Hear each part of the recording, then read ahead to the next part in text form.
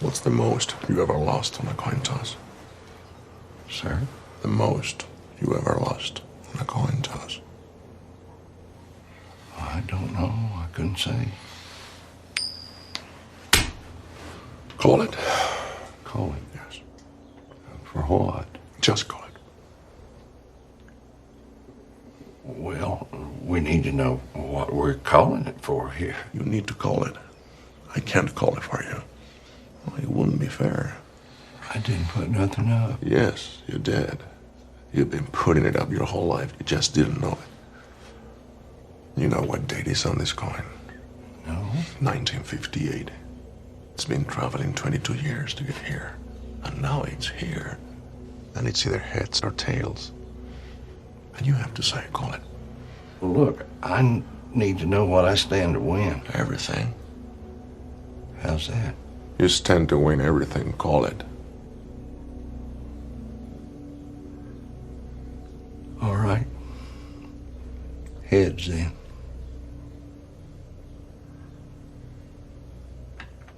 Well done. Don't put it in your pocket. Sir? Don't put it in your pocket. It's your lucky quarter. Where you want me to put it? Anywhere not in your pocket. Or it'll get mixed in with the others and become just a coin.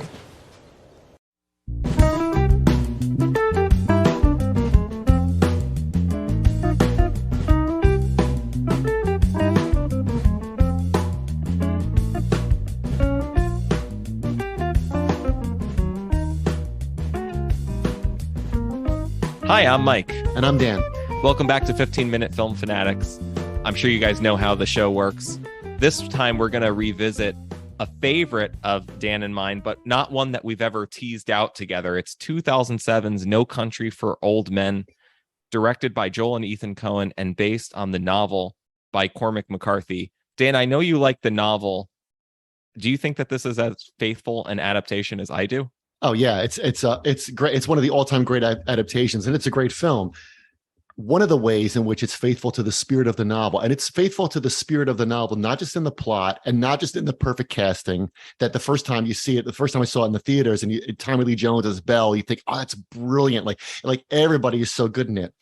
It's also faithful to all of the things that the novel does well in terms of unsettling you. And in terms of not giving you answers about things. And I don't mean just like little things like what exactly happened when the drug deal went south. It's perfect. It's perfect in this. Here's a fundamental way it's perfect, is that you can ask yourself the question of the novel and the film, who is the main character? Now, I guess ostensibly, if you had to pick one, it's Sheriff Bell. The title's about him and things. And he if you read the novel, he does all the inner chapters in italics. But when you watch this film, if you saw this film and didn't read the novel, it's still a good question. Like, say, who's the main character, right? You could say, well, okay, maybe it's Anton Chigurh, right? It's about him. He's like the misfit in Flannery O'Connor. He's got no moral center. Whatever he wants to do, he does, and it's about him plowing through the universe. You could say it's about Moss. Moss is the main character. He's like the almost like the dark crime version of Jimmy Stewart, the guy that ends up in the wrong place at the wrong time. And he's somebody that the universe presents something to you, and then you react to it. You try to maintain your moral grounding, because remember, the whole movie happens. The whole movie happens because why? What mistake does he make? Because he goes back to give the water. To give the guy the water, right? And you would say, well, that's not a mistake, but he can't get the guy saying agua out of his head, right? I'm fixing to do something dumber than hell, but I'm going to do it anyway.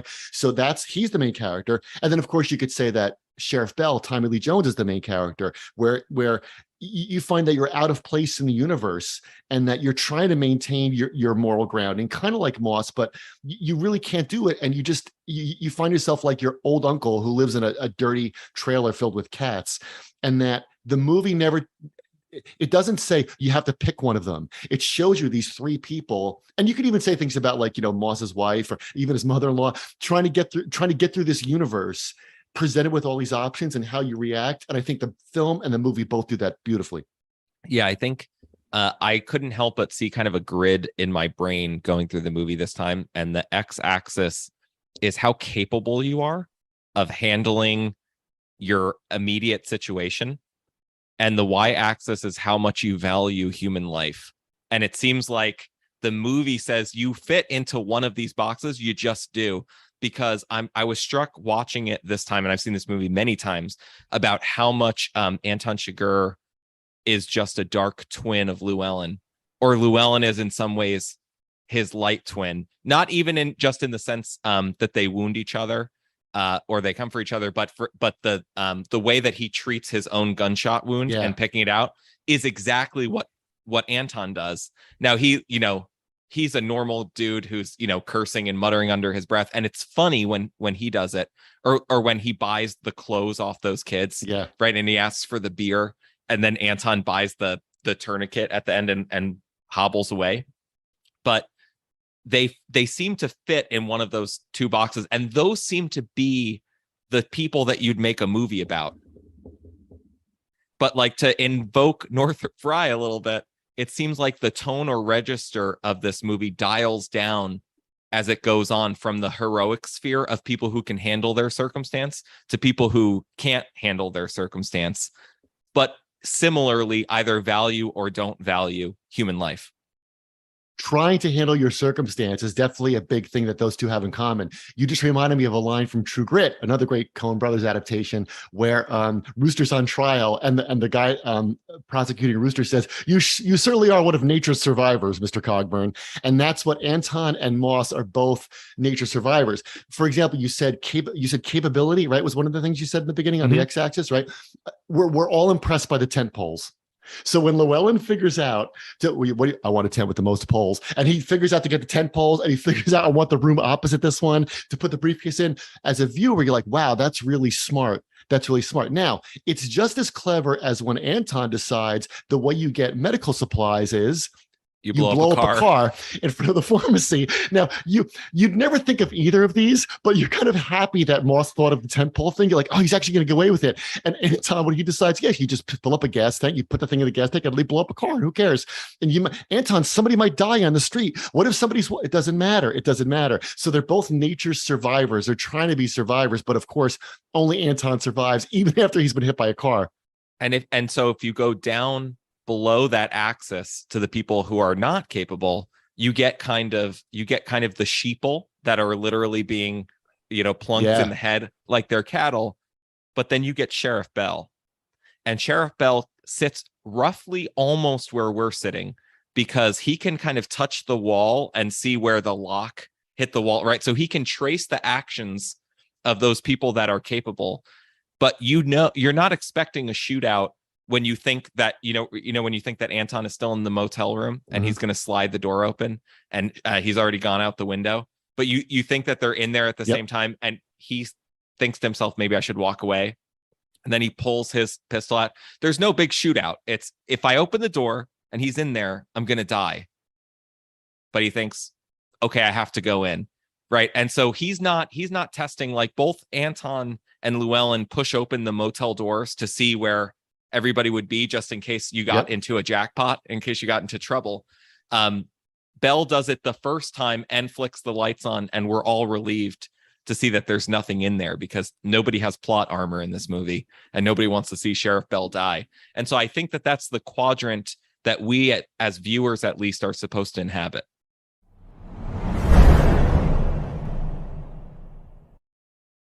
Okay, so welcome back. In part two, of course, we always talk about our favorite moments or key scenes. Dan, what's a key scene? I have a lot of key scenes that go together, and they're not even giant scenes or little moments. And these are also things that I think are done really well in the novel. And I could start, the first representative moment of this is when Moss comes across the shot up car. He's out hunting, and the movie's about how the hunter becomes the hunted, and he's out there hunting, and he comes across the circle of pickup trucks and all the bodies, and he's trying to figure out what's going on. In the novel, Cormac McCarthy will say things like, he saw that, the gun had to be fired from the inside of the truck. And the literal sense will be, he stood and thought about that. And I always like that as a sentence in the novel. That was good. He stood and thought about that. And in the film, the Coen brothers let you see, you see Josh Brolin take his time. He's walking around. There's no big clues. Oh, this person he says there must have been a last man standing. Where did you go? He figures out the guy went to the shade. That's where he finds the money. But what's remarkable about this film and the novel as well is it's one of the only movies where you see people think live. on screen in front of you. So you have Tommy Lee Jones thinking about the hotel door, right? Do I go in there or not? You see Wells thinking about the luggage, like, Woody Harrelson, like, where would that go, right? You see Anton going through the phone bill, like trying to figure out where he is. And that this movie has a lot of scenes of its characters thinking in front of you. And what's interesting about that is that we're used to people in movies being a little bit smarter than us. They could be really smart. Like you could be Sherlock Holmes or Poirot. And the fun of those movies is that they're so much smarter than you that you're gonna watch them kind of figure it out, right? But usually in movies, characters are a little too smart, or they think on their feet a little too quickly and a little too well. Why? Because you got to keep the plot going. You don't have time to watch somebody sit there and do a geometry proof, right? You got to see it happen. And I think that watching people think live in this film is interesting because it reinforces that big issue of, well, what are you going to do? Well, I have to think about it. I like, there's a lot to process here. There's a lot to process in terms of information. Like, how do I get back in the country? I'll get the beer. I'll make believe I'm a drunk, right? But there's also like, how do I process all this morally? And that, kudos to Cormac McCarthy and the Coen brothers for slowing down those moments in what could be like a caper movie, like trying to get the briefcase. What's in the briefcase?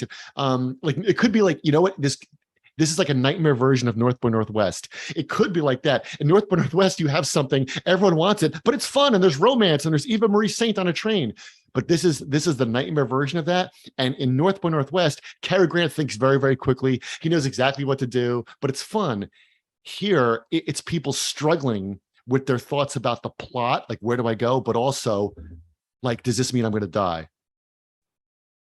And I think, to kind of connect to my moment, the times when people do moral calculations out loud, it's always Sheriff Bell as Tommy Lee Jones, which is what makes it enjoyable. So my moment is not it's not necessarily a plot related thing, but I think it cuts to the themes of the film that we were talking about before, which is when Wendell comes to talk to him in the morning at his favorite diner, and he's reading the newspaper, and he's talking about the couple that have been keeping the elderly residents hostage and then cashing their social security checks and then either torturing or killing them. He says that neighbors were alerted to their presence there, what they were doing, because an old man escaped wearing nothing but a dog collar. And then he says one extra thing to Wendell, which is, he says, you'd have thought that what would have caught their attention is them out there digging all those holes. And so just like they're doing practical or physical calculation, like he does when he tries to figure out where the briefcase went, right? He's doing a similar calculation, and he's wondering when things could have got so bad that a neighbor couldn't recognize that there was something weird going on at their neighbor's house. And for him, that's one of the first times explicitly in the film when somebody measures what at least it used to be like, even if it's only in his own head, versus what it's like today, and why it is that people are becoming more insular and only caring about their own business, which is also why I take that he gets so wrapped up in trying to go see Carla Jean and Moss, because to say that's none of my business and to not get involved would be exactly to be like those neighbors. And of course, he's reading a newspaper, which is all about reading about other people's business. That's how you learn about it. And you get the sense in the film that he does that every morning. Every morning he sits there in that diner. Every morning he reads that newspaper. And every day he gets a degree or two more befuddled by what he sees happening in the world. This leads us totally into the title. So let's go to part 3.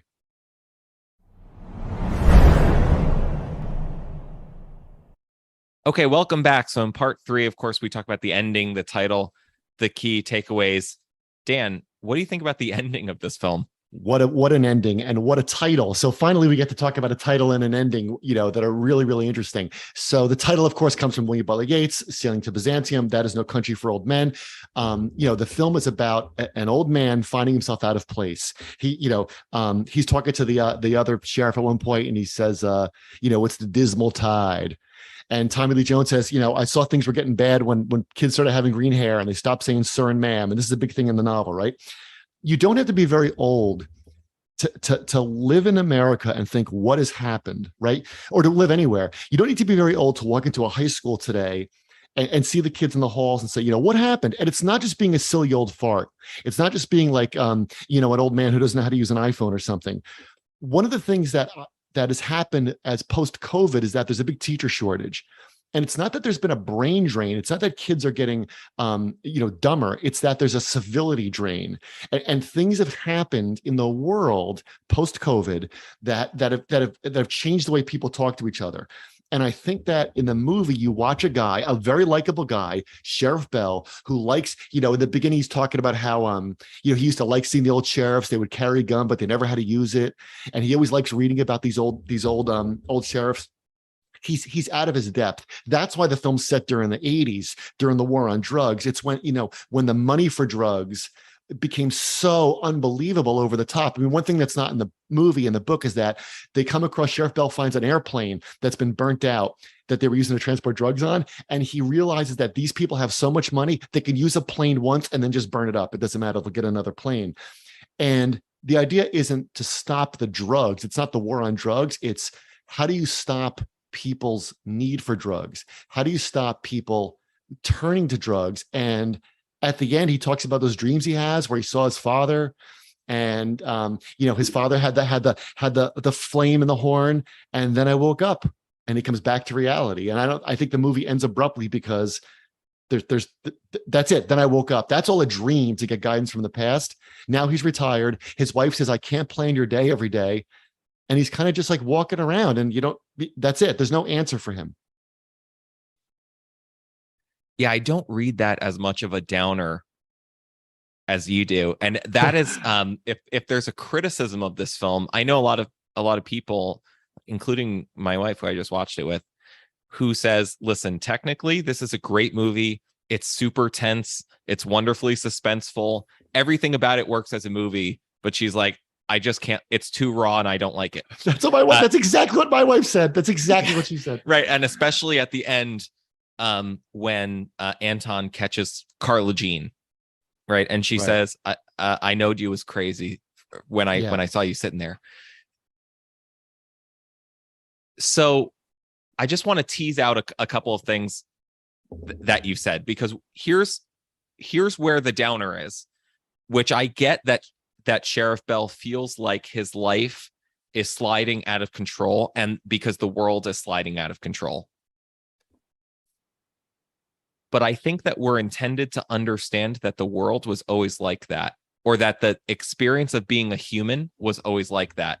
And there's a couple of different hints or clues in there, which is, of course, when you see his uncle, right? And there's more about his uncle in the novel, but here's what you can glean from the movie, is that he and his father, Bell's father, were in some kind of shootout. Bell's father died young because somebody decided that violence was better and shot him.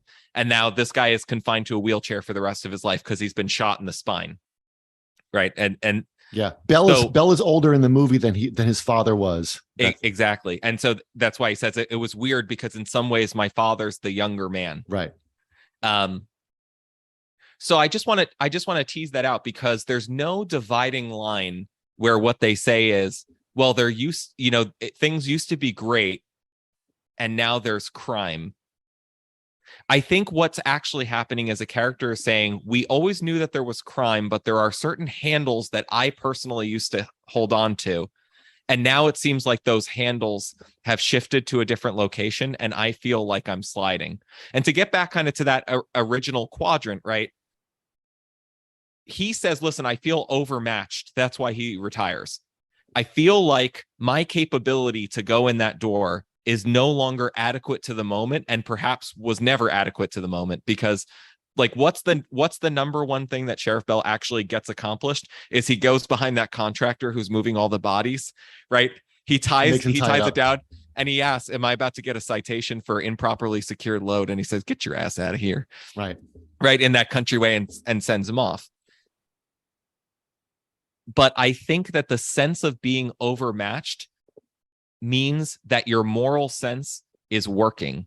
There's something indicative, I think, about the film that says, if you feel that way, you feel like all past generations have felt, you feel like all future generations have felt. And what it means is that you have not checked out of the game, because Anton Anton, it seems like his response to evil and violence is to take it into himself, become an agent or tool of that same violence and chaos, and essentially to flip it off, right? Why does Llewellyn Moss actually get shot? He's a super capable guy. He's like the good Anton Chigurh, because there's a woman in the path of the same bullets. Right. And what it says is like, could he get away from a scrape with 3 guys with machine guns? Sure, but not if there's somebody to push out of the way. That's a bridge too far. That's how you get shot.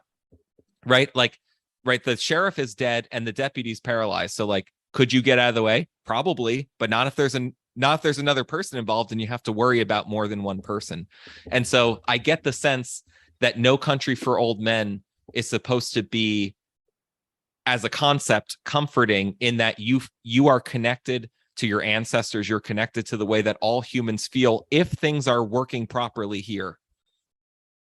I don't know. I think the idea of using the word comforting with the title and the feel of this movie, they don't go together for me.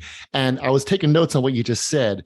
I totally get the idea that it's easy for anyone in any generation to romanticize the past and say things were never this bad. There's a famous, if you're listening, you can look it up on the internet. There's a famous passage. You ever see this passage? It's like, the kids today are terrible. They have no respect and blah, blah, blah. And the speaker's Aristotle. It's a big joke, right? So since ancient Greece, people have complained about these damn kids today. And then we see, now they're reading comic books and they've got that rock and roll music and we get the whole thing.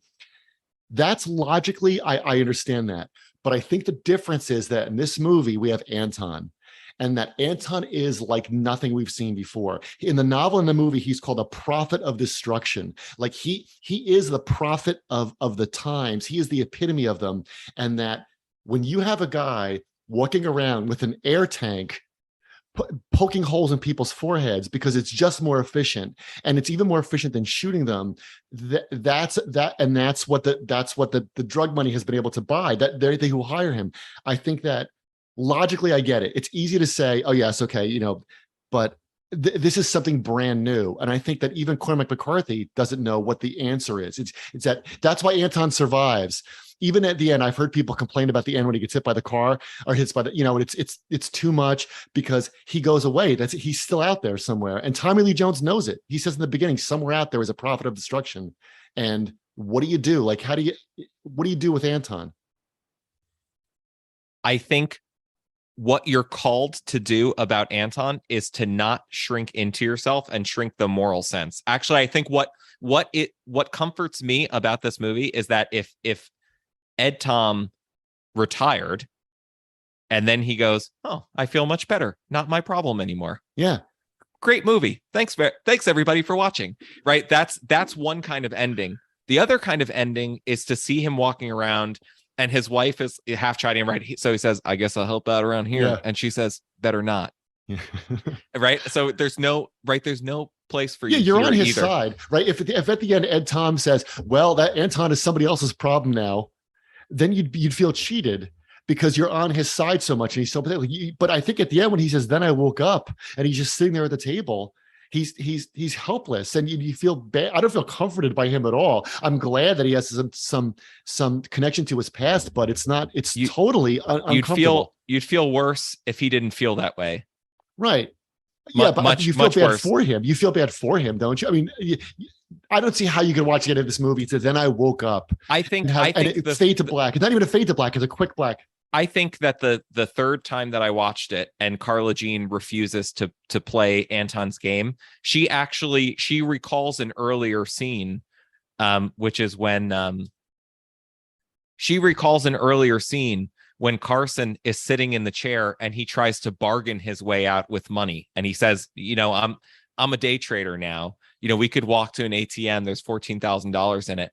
And Anton is laughing because you can't bargain with death.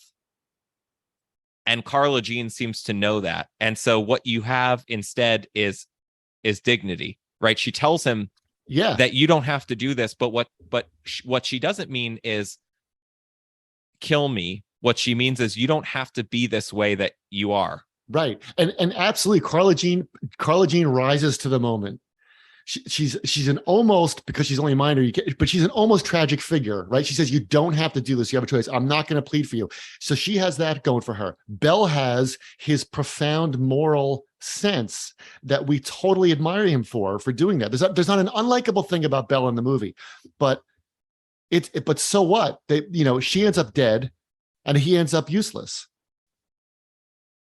I don't think that he's useless. I think that he's doing what human beings do. The useless people in this movie, and it's sad. It's terrifying. The useless people in this movie are the neighbors of the couple that were burying the old people. So he is stuck in a place where he can't necessarily change his circumstance, but he can care about it. And I think that is where the film and the novel tells you that you are. And what is that caring going to do? What is that caring going to do? That caring is human. That caring is what it means to be human. It absolutely is what it means to be human. But somewhere out there was a prophet of destruction, and then there I woke up. But there always has been a prophet of destruction. This book takes place specifically like 2 generations after World War II, and so. Yes, like that some sort of destruction is being visited on his town, but it will be visited over here, and it will be visited over here, and it will be visited over here, and even if things got an iota better, right? Because we watched this book came out in the mid 90s, and this movie was made about 10 years later, right? We're now another 2 generations down the road, and it feels bad, but it feels bad in different ways. Right. And it will always shift, and the destruction is always coming. But the question is, what are you going to do about it? What is going to be your response to it? And I think to not read the paper is the wrong response. Thanks for listening, everybody. We hope you've enjoyed our conversation about No Country for Old Men. You could follow us on Twitter at 15MANFilm. You could also check out what we've been watching on Letterboxd. So go on Letterboxd. Let us know what to see. There's millions of movies more we want to do. Please give us a review on Apple Podcasts. It means a lot to us. And please stay in touch. Thank you so much for listening, everybody. We'll see you next time.